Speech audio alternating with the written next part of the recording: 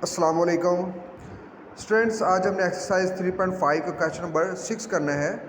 If A is equal to this then find A inverse and prove that A multiply A inverse is equal to A inverse multiply by A is equal to I mean unit vector unit matrix है।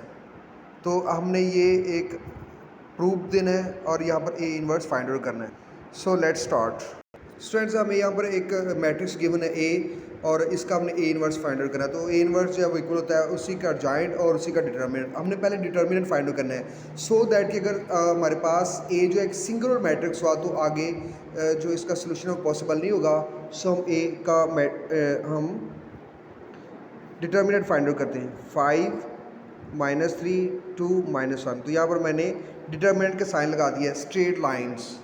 तो यहाँ पर हमारे पास ए determinant हमारे पास किसके को लगा, diagonal के एंट्रीज को आपस में मल्टीप्लाई करना आपने,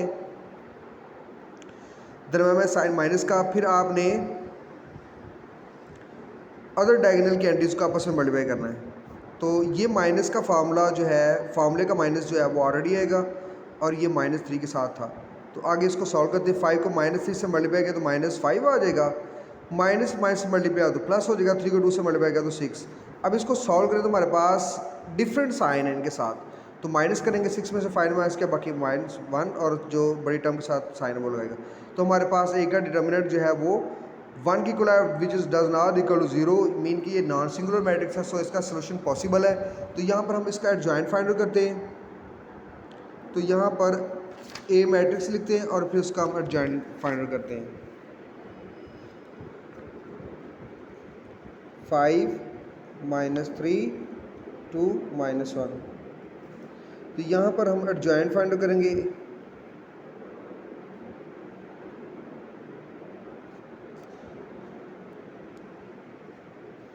इनके आपने एंट्रीज की पोजीशन चेंज करनी है और इनके आपने साइन चेंज करने हैं। तो स्टूडेंट्स, हमारे पास ये एडजॉइंट आ चुका है। सो हम यहाँ पर ए इनवर्स फाइंड आउट करते हैं, यहाँ पर वैल्यूज पुट करते हैं, एडजॉइंट ऑफ ए की वैल्यू पुट करते हैं। तो एडजॉइंट ए की हमारे पास वैल्यू है -1 3 -2 और 5 डिवाइडेड बाय, हमारे पास अब डिटर्मिनेंट की वैल्यू जो है वो 1 की इक्वल है। तो यहाँ पर अब 1 को जब इससे डिवाइड करेंगे, ऑल एंट्रीज को 1 से डिवाइड करेंगे तो सेम वैल्यूज हमारे पास आ जाएगी। तो ऑल एंट्रीज को आपने किससे डिवाइड करना है, 1 के साथ, क्योंकि इसको 1 डिवाइड कर रहा है। तो हमारे पास जो ए इनवर्स है वो आ गया है -1 3 -2 एंड 5। स्टूडेंट्स, आगे हमें ये प्रूफ देना है। हम पहले जो है ए और ए इनवर्स को मल्टीप्लाई करते हैं तो उसके बाद रिजल्ट देखते हैं। तो स्टूडेंट्स, यहाँ पर हम पहले ए मैट्रिक्स पुट करते हैं। ए मैट्रिक्स हमारे पास है 5 -3 और 2 -1।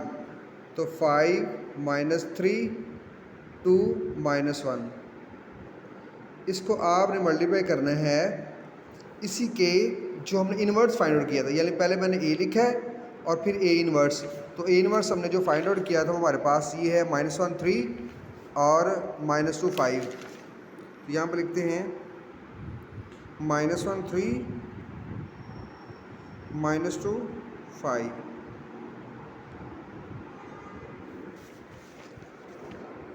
तो नेक्स्ट स्टूडेंट्स, इनको मल्टीप्लाई करते हैं। यहाँ पर देखना है कि क्या दोनों मैट्रिक्स मल्टीप्लाई हो सकते हैं। कंफर्मेबल फॉर मल्टीप्लिकेशन है तो फर्स्ट के नंबर ऑफ कॉलम्स और सेकंड के नंबर ऑफ रोज। तो फर्स्ट के नंबर ऑफ कॉलम्स कितने हैं, 2 हैं, और सेकंड के नंबर ऑफ रोज भी क्या है, 2 हैं। So matrices are conformable for multiplication.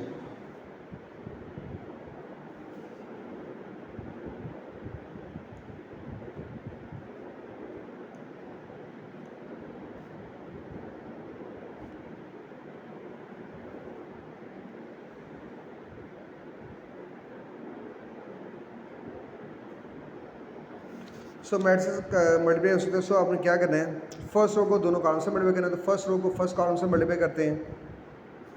तो फर्स्ट एंट्री को फर्स्ट एंट्री से मल्टीप्लाई करना है। 5 को -1 से मल्टीप्लाई करेंगे तो -1, और रो की सेकंड एंट्री -3 है और कॉलम की सेकंड एंट्री -2 है। तो इनको मल्टीप्लाई करें, -3 -2 +6 सिमिलरली इसी रो को हमने सेकंड कॉलम से मल्टीप्लाई करना और सेकंड कॉलम बनाना है। तो 5 को 3 से 15 और -3 को 5 से -15।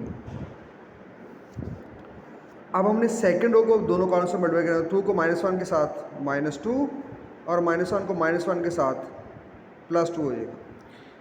अब हमने 2 को मल्टीप्लाई करना है सेकंड कॉलम के साथ, इसी रो को कॉलम सेकंड कॉलम से मल्टीप्लाई करना है। तो 2 को 3 के साथ 6 और -1 को 5 के साथ -5। आगे इसको सॉल्व करते हैं। तो सॉल्व करने से हमारे पास क्या है, -5 + 6 1 आएगा, ये 0 आएगा, ये भी 0, ये 1, विच इज़ इक्वल टू आई, यानी आइडेंटिटी मैट्रिक्स जिसमें डायगोनल एंट्रीज जो है वो 1 होगी और उसके अलावा जो एंट्रीज है वो 0 होंगी। और स्टूडेंट इसके बाद हमने मिडिल हैंड साइड भी फाइंड आउट करनी। ए इनवर्स ए, पहले हमने ए पहले लिखा, ए इनवर्स बाद में, उनको मल्टीप्लाई किया। अब हम ए इनवर्स पहले लिखेंगे और ए बाद में फिर मल्टीप्लाई करेंगे और फिर देखेंगे रिजल्ट। तो ए इनवर्स ये पहले लिखते हैं हम, -1 3 -2 5, फिर ए लिखते हैं। तो ए हमारे पास है 5 -3 2 -1, तो इनको मल्टीप्लाई करते हैं हम। तो हमने देखा है कि matrices are conformable for multiplication because first के नंबर ऑफ कॉलम्स भी 2 है और सेकंड के नंबर ऑफ रोज भी 2 है। फर्स्ट के नंबर ऑफ कॉलम्स और सेकंड की नंबर ऑफ रोज। तो यहाँ पर आप लिखेंगे hence matrices are कन्फॉर्मेबल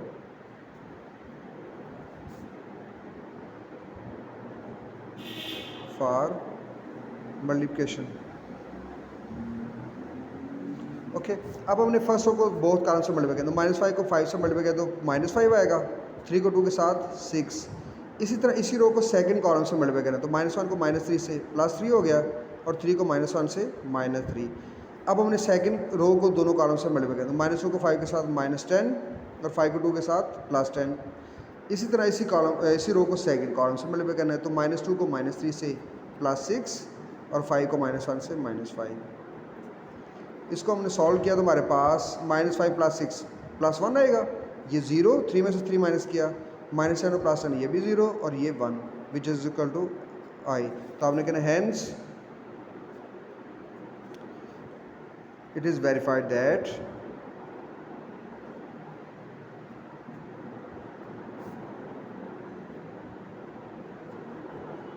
A into A inverse is equal to A inverse A is equal to Y, यानी ये तीनों आपस में इक्वल हैं।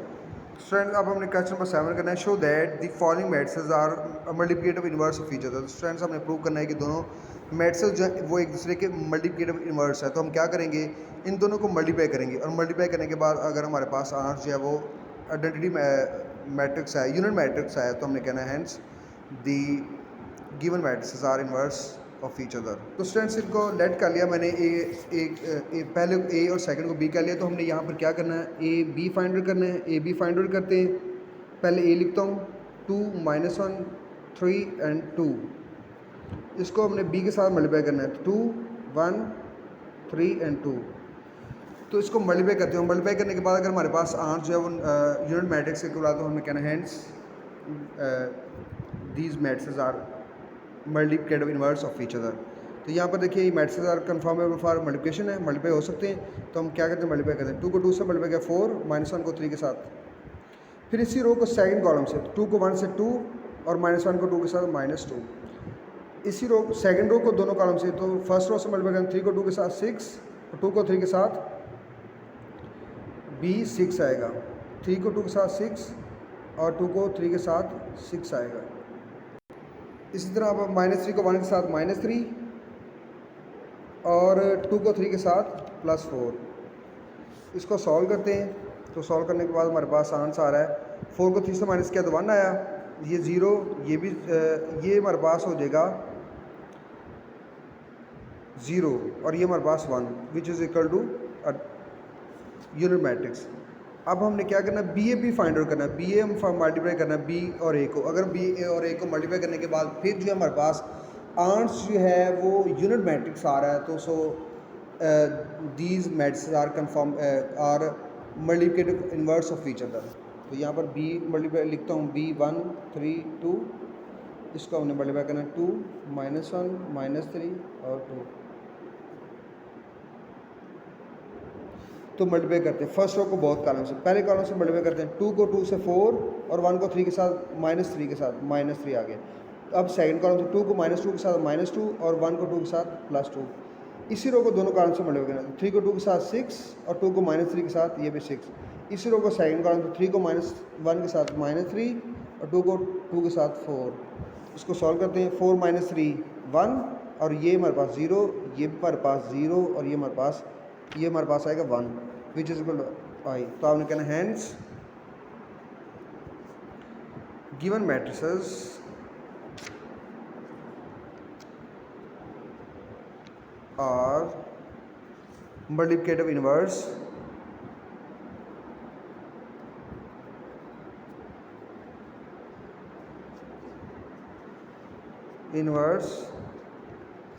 of each other।